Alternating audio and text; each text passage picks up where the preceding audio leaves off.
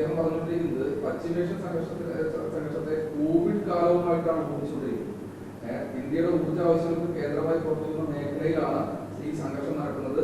നമ്മൾ ഒത്തൊരുമിച്ച് നിന്ന് ഇത് നേരിടണമെന്നാണ് അദ്ദേഹം പ്രസ്താവന നടത്തിയത്. കാരണം മറ്റു സൊല്യൂഷൻസ് ഒന്നും പറയുന്നില്ല. അതാണ് എനിക്കറിയാം എന്തുകൊണ്ടാണ്, എനിക്കൊന്നും പറയാനില്ല. ഇതാണ് ഗതികേട്, ഇതാണ് ഗതികേട്. ഞങ്ങൾ തയ്യാറാണ്, ഒത്തൊരുമിക്കാനും കൈകോർത്ത് പിടിക്കാനും ജനങ്ങൾ തയ്യാറാണ്. പക്ഷെ എന്തിനു വേണ്ടി? അമേരിക്കൻ നയത്തിന് തുതികുതാൻ പാടാൻ വേണ്ടിയാണോ? ട്രംപിൻ്റെ വായ്ക്ക് മുമ്പിൽ ഓച്ചാനിക്കാൻ വേണ്ടിയാണോ? നെതന്യാഹുവിന് വേണ്ടി മണിയടിക്കാൻ വേണ്ടിയാണോ ഒരുമിക്കേണ്ടത്? അങ്ങനെയാണെങ്കിൽ ഞങ്ങളില്ല. നെതന്യാഹുവിനോടും ട്രംപിനോടും മുഖത്ത് നോക്കി കാര്യം പറയാനും നട്ടിൻ്റെ വളയാതെ കാര്യം പറയാനുള്ള ആർജവം കാണിക്കാനും വേണ്ടിയാണെങ്കിൽ ഞങ്ങളുണ്ട്. ആണ് മോദി പറയേണ്ടത്. മോദിക്ക് പക്ഷേ അത്തരം വിഷയങ്ങളിലൊന്നും 56 ഇഞ്ചുമില്ല, നാക്കുമില്ല, നട്ടിലുമില്ല, ഇന്ത്യൻ പരമ്പരത്തെ പറ്റി യാതൊരു ബോധ്യവുമില്ല. അതുകൊണ്ട് ഞങ്ങൾക്ക് പറയാനുള്ളത് ഇത് മാത്രമാണ്, ദയനീയ സ്ഥിതിയാണിത്. ഈ അവസ്ഥ ഇന്ത്യക്ക് ഉണ്ടായിട്ടേ ഇല്ല ഇതിനു മുമ്പൊരിക്കൽ. അടുത്ത ചോദ്യം ഇതാണ്. ഇലക്ഷൻ കമ്മീഷൻ്റെ നിയന്ത്രണത്തിലാണ് കേരള വടക്ക് എല്ലാ സ്ഥലങ്ങളിലെയും ചീഫ് ഇലക്ടറൽ ഓഫീസേഴ്സ് പ്രവർത്തിക്കുന്നത്. മൊത്തം കൺട്രോൾ അവിടെയാണ്,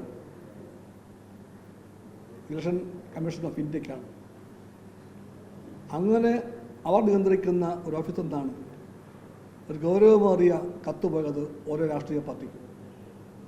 ആ കത്തിൽ എങ്ങനെയാണ് BJPയുടെ താമര ചിഹ്നം സീലായി വന്നത്? ഇത് ഒരാഴ്ചയായിട്ട് നാം ചോദിക്കുകയാണ്. അതുപോലൊരു നിയന്ത്രണം വേണ്ട ഓഫീസിൻ്റെ ഔദ്യോഗിക കമ്മ്യൂണിക്കേഷനിൽ ആ കത്ത് CPIക്ക് കിട്ടിയിട്ടുണ്ട്.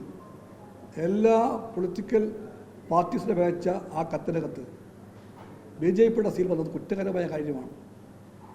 ആദ്യം പറഞ്ഞു it was A clerical mistake എന്ന് പറഞ്ഞു. അല്ലല്ലോ, അതെന്തൊരു വർത്തമാനമാണത്? ക്ലറിക്കൽ മിസ്റ്റേക്ക് എന്ന് പറഞ്ഞാൽ ടൈപ്പിങ്ങിലോ എഴുത്തിലോ ഉള്ള മിസ്റ്റേക്കാണ്. അതല്ല, ഇതൊരു സീൽ പതിക്കുകയാണ്. ആരോ പതിച്ചു അത്. പിന്നെ പറഞ്ഞു ഏതോ ഉദ്യോഗസ്ഥന്മാർ കാണിച്ച വീഴ്ചയെന്ന് പറഞ്ഞു. നമ്മൾ ഇന്ന് വായിച്ചു ഒരു IAS ഓഫീസർ അടക്കമുള്ളവർ അതിന് കാരണക്കാരാണ്. ആരാണ് ഈ ഓഫീസിൽ BJPയുടെ സീൽ സൂക്ഷിക്കുന്നത്? എന്താ ന്യായം പറയാനുള്ളത്? നിഷ്പക്ഷമായ നീതിപൂർവകമായ തിരഞ്ഞെടുപ്പിൻ്റെ ഉത്തരവാദിത്വം വഹിക്കേണ്ടുന്ന സ്ഥാപനത്തിൻ്റെ ഓഫീസിൽ BJP സീൽ സൂക്ഷിക്കാൻ ആരാണ് കാരണക്കാർ? അത് കുറ്റകരമായ വീഴ്ചയാണ്. ആ വീഴ്ചയ്ക്ക് ഉത്തരവാദികൾ ആരാണ്? ഉത്തരം പറയേണ്ടത് ഇവിടുത്തെ ചീഫ് ഇലക്ടറൽ ഓഫീസർ മാത്രമല്ല, ഇലക്ഷൻ കമ്മീഷൻ ഓഫ് ഇന്ത്യയാണ്. അതിൻ്റെ ഷോർട്ട് ഫോം ECI എന്നാണ്, ഇലക്ഷൻ കമ്മീഷൻ ഓഫ് ഇന്ത്യ. പക്ഷേ കഴിഞ്ഞ കുറേ കാലമായിട്ട് രാജ്യം കാണുന്നുണ്ട് ഇലക്ഷൻ കമ്മീഷൻ പ്രവർത്തിക്കുന്നത് എക്സിക്യൂട്ടീവ് കമ്മിറ്റി ഓഫ് ഇഡിയോക്രസി ആയിട്ടാണ്. എക്സിക്യൂട്ടീവ് കമ്മിറ്റി എന്ന് പറഞ്ഞാൽ ഈ എക്സിക്യൂട്ടീവ് കമ്മിറ്റി CI ഇഡിയോക്രസി, അതാണ് രാജ്യം കാണുന്ന കാഴ്ച. ഈ സ്ഥിതി അങ്ങനെ ഉണ്ടായി. മോദിജി പറയണം ഇലക്ഷൻ കമ്മീഷൻ അടക്കം എല്ലാ ഭരണഘടനാ സ്ഥാപനങ്ങളെയും ഇതുപോലെ കളിപ്പാവിയാക്കി മാറ്റിക്കൊണ്ട് പോകുന്ന ഈ പോക്ക് എങ്ങോട്ടാണ്? ഈ പോക്ക് ജനാധിപത്യപരമല്ല. ഈ പോക്ക് ഇന്ത്യയുടെ മഹത്തായ പാരമ്പര്യങ്ങളെ നോക്കി കൊഞ്ഞനം കുത്തി കാണിക്കുന്ന രാഷ്ട്രീയ കുറ്റകൃത്യമാണ്. അതേപ്പറ്റി വല്ലതും പറയാനുണ്ടെങ്കിൽ അതും ശ്രീമാൻ മോദി എന്ന് പറയട്ടെ. പക്ഷെ പറയാൻ വഴിയില്ല.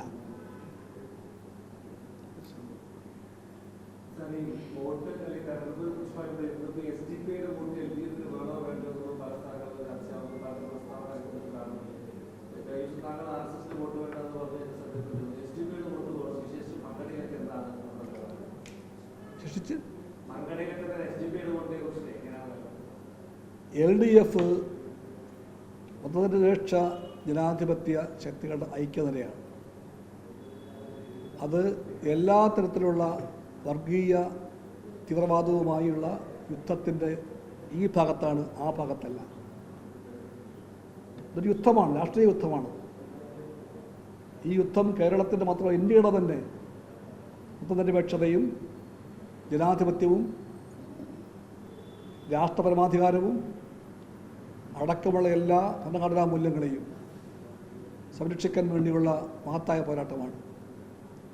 ഈ പോരാട്ടത്തിൽ LDF ഉറപ്പിച്ചു പറയുന്നു, എല്ലാ മതേതരവാദികളും, എല്ലാ മനുഷ്യസ്നേഹികളും, എല്ലാ യഥാർത്ഥ മതവിശ്വാസികളും അണിചേരേണ്ടത് LDFൻ്റെ കൂടെയാണ്. അതല്ലാത്തവരെല്ലാം ആ ഭാഗത്തായിരിക്കും. അതുകൊണ്ടാണ് മതതീവ്രവാദം പറയുന്ന എല്ലാ ശക്തികളെയും ഞങ്ങൾ അപ്പുറത്ത് കാണുന്നത്. ഞങ്ങൾ വീണ്ടും പ്രഖ്യാപിക്കുന്നു, എല്ലാ മതങ്ങളിലും പെട്ട യഥാർത്ഥ വിശ്വാസികളുമായി LDFന് സഖ്യമുണ്ട്, ഐക്യമുണ്ട്. ഈ സമരത്തിൽ ഞങ്ങൾ അവരെല്ലാം കാണുന്നത് ഞങ്ങളുടെ സ്വാഭാവിക ബന്ധുക്കളായിട്ടാണ്, നാച്ചുറൽ അലൈസാണ് അവർ. ആ ബന്ധമുണ്ട് LDFന്. ആരെല്ലാമാണോ മതത്തെ തീവ്രവാദമാക്കി മാറ്റുന്നവർ, ആരെല്ലാമാണോ മതത്തിൻ്റെ പേര് പറഞ്ഞുകൊണ്ട് മതഭ്രാന്തിന് വളം വയ്ക്കുന്നവർ, അവരെല്ലാം മറുഭാഗത്താണ്. അത്തരക്കാർ ഞങ്ങളുടെ കൂടെ ഇല്ല.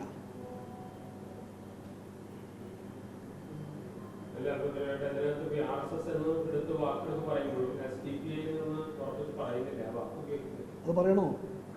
RSS ഉയർത്തിപ്പിടിക്കുന്ന പോലെയുള്ള മതതീവ്രവാദം ഉയർത്തിപ്പിടിക്കുന്ന ഒരു സംഘടനയുടെയും കൂടെ ഞങ്ങളില്ല.